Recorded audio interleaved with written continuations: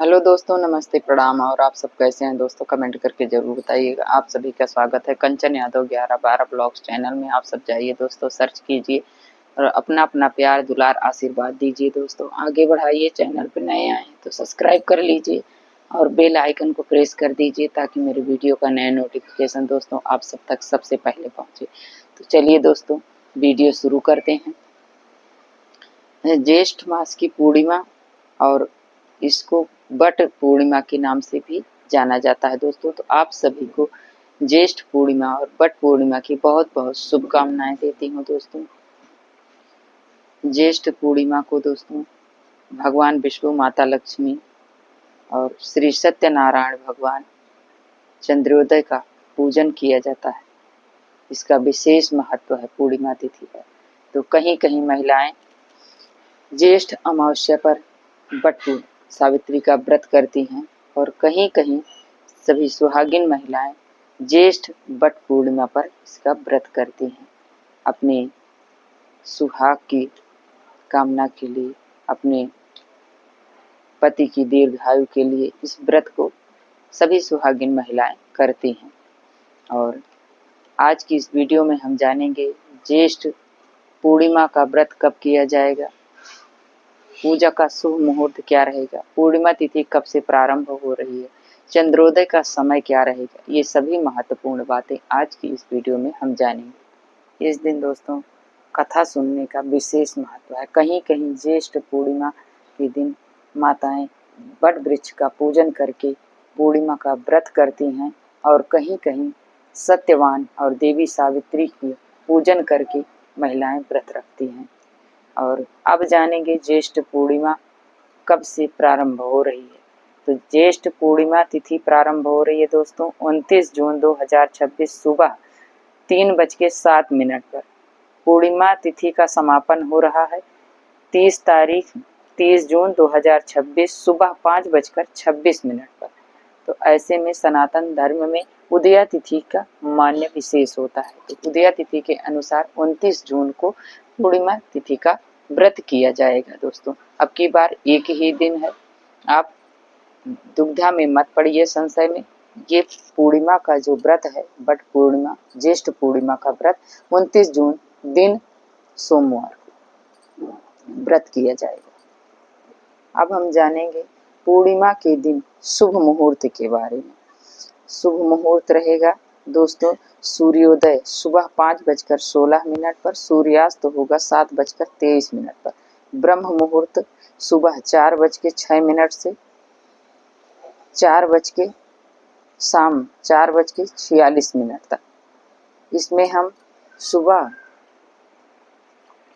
5:26 पर आप स्नान ध्यान करके अपना स्नान और दान तर्पण आदि कर सकते हैं।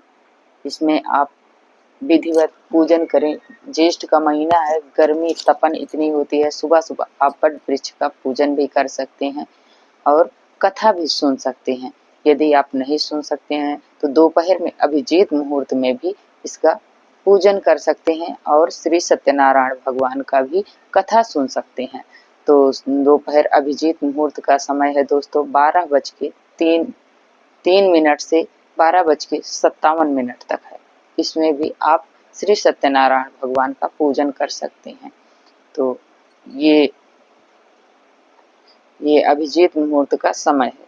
जो सुहागिन महिलाएं अमावस्या पर बट वृक्ष का पूजन नहीं कर पाई हैं, वो ज्येष्ठ मास की पूर्णिमा बट पूर्णिमा के दिन इस व्रत को कर सकते हैं।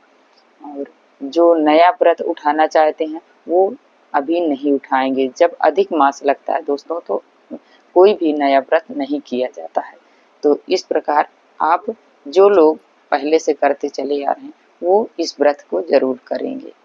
और कहीं कहीं मान्यता है कि बट वृक्ष का जो पूजन होता है बट सावित्री का, वो अमावस्या पर ही करते हैं। नहीं, अमावस्या पर भी करते हैं और पूर्णिमा पर भी करते हैं। ज्येष्ठ पूर्णिमा पर 15 दिन बाद जो पड़ती है, अब की अधिक मास लगने के कारण ये 45 दिन पर पड़ रही है।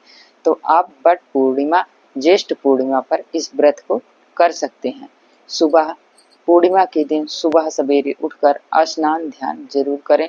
और जैसे नदी, तालाब, सरोवर या कुंड है तो आप उसमें भी स्नान कर सकते हैं, वो और अच्छी बात है। अगर नहीं है तो आप अपने घर के जल में थोड़ा सा गंगा जल डालकर आप हर हर गंगे बोलकर आप स्नान कीजिए, उतना ही पुण्य फल आपको घर पर भी मिलेगा। स्नान दान करने के बाद पीपल वृक्ष को सींचिएगा, बट वृक्ष का पूजन कीजिए, तुलसी माँ का पूजन कीजिए। करने के बाद आप अपने व्रत का संकल्प लें। संकल्प लेकर इस दिन भगवान विष्णु, माता लक्ष्मी और चंद्रमा का इस दिन पूजन करने का विधान है दोस्तों। और जब तक आप चंद्रदेव को पूजन करके अर्घ नहीं देते तब तक आपकी पूर्णिमा व्रत का कोई पुण्य फल प्राप्त नहीं होता है। तो चंद्रदेव का पूजन करके अर्घ देकर ही आपका जो पूर्णिमा का व्रत होता है वो पूर्ण माना जाता है।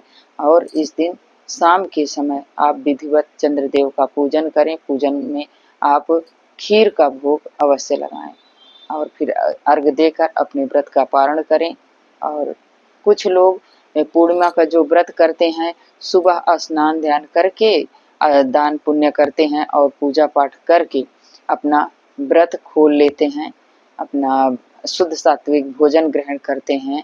और कहीं कहीं लोग, कई सुहागिन महिलाएं पूरे दिन का व्रत रखती हैं, निराजल निराहार रहकर अपने पति की दीर्घायु के लिए, सुख समृद्धि के लिए इस व्रत को करती हैं। तो वो शाम के चंद्रदेव को अर्घ देकर पूजन करके फिर अपने व्रत का पारण करती हैं। और कहीं कहीं महिलाएं पूरे दिन रात्रि निराजल निराहार रहकर इस व्रत को करती हैं, अगले दिन अपने व्रत का पारणा करती हैं।